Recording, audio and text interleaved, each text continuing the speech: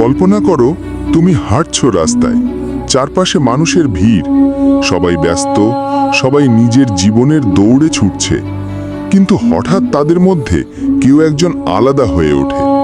তার চোখে অদ্ভুত দৃঢ়তা, তার মুখে অদম্য আত্মবিশ্বাস, তার ভেতর থেকে বেরিয়ে আসছে একরকম শক্তি।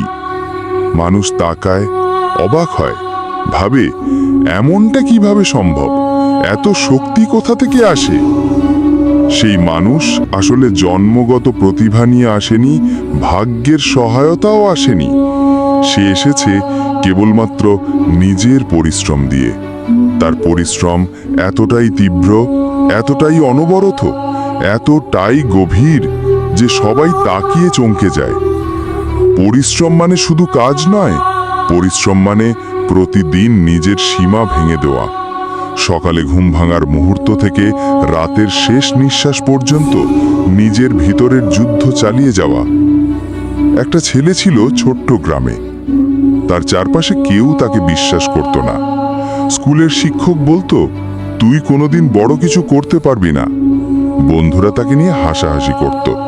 পরিবারও চুপ করে থাকতো, কারণ তাদের বিশ্বাস জন্মে গিয়েছিল যে এই ছেলেটা আর কিছু হবে না। কিন্তু সেই ছেলেটার একটাই শক্তি ছিল, পরিশ্রম।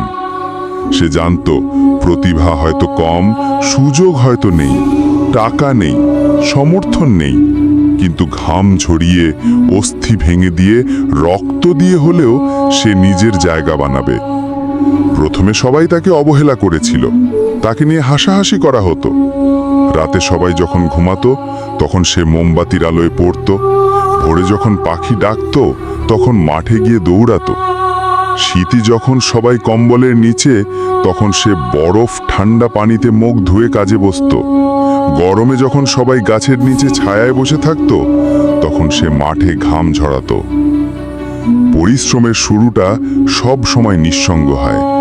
তোমাকে কেউ হাততালি দেবে না, কেউ পিঠ চাপড়াবে না, উল্টে মানুষ বলবে, পাগল হয়ে গেছিস নাকি? কিন্তু এটাই আসল সময়, কারণ এই নিঃসঙ্গ অন্ধকারেই তৈরি হয় আসল আলো।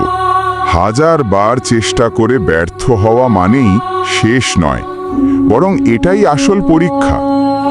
সেই ছেলেটা অনেকবার হেরে গিয়েছিল।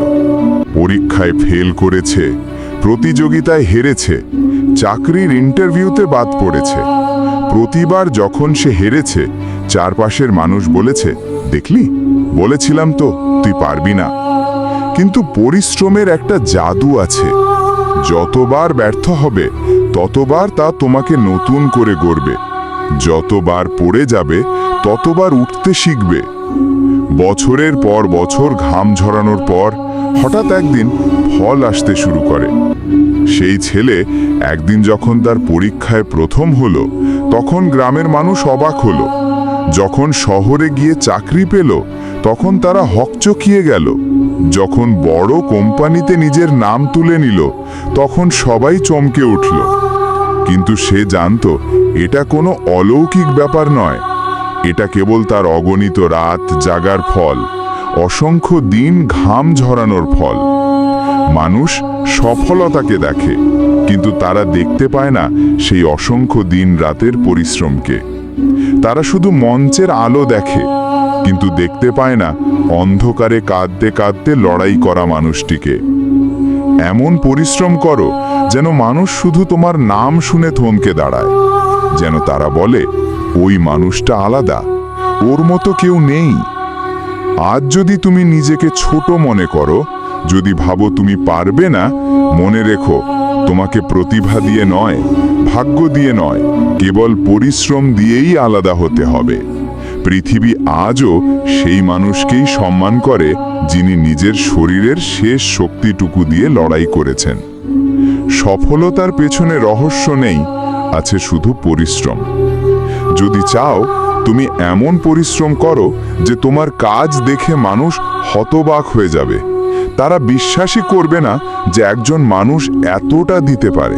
তুমি যদি প্রতিদিন পড়াশোনা করো, কাজ করো, দৌড়াও, শেখো, চেষ্টা করো, একদিন নিশ্চিতভাবে এমন কিছু করবে যেটা দেখে তোমার আশেপাশের মানুষরা অবাক হয়ে যাবে। তখন তারা বলবে, আমরা ভেবেছিলাম সে পারবে না, কিন্তু সে পেরেছে। মনে রেখো, সময় তোমার কাছে বেশি নেই। প্রতিটি মুহূর্ত তোমাকে গড়ছে বা ভাঙছে। আজ যদি ঘুমাও, যদি অলসতা করো, যদি কালকের জন্য অপেক্ষা করো, তাহলে তোমার জায়গা অন্য কেউ নিয়ে নেবে। তাই এখন থেকেই শুরু করো। ঘাম ঝরাও, রক্ত দাও, মন দাও। এমন পরিশ্রম করো যেন একদিন মানুষ তোমার দিকে তাকিয়ে চমকে ওঠে। তারা বলুক, এই মানুষটার পরিশ্রমই তাকে ঈশ্বর বানিয়েছে। কারণ পৃথিবী কখনো চমকে ওঠে না কথায়, পৃথিবী চমকে ওঠে শুধু কাজ দেখে। তুমি এমন কাজ করো, এমন পরিশ্রম করো, এমন ইতিহাস গড়ো, যাতে পৃথিবী মাথা নত করতে বাধ্য হয়।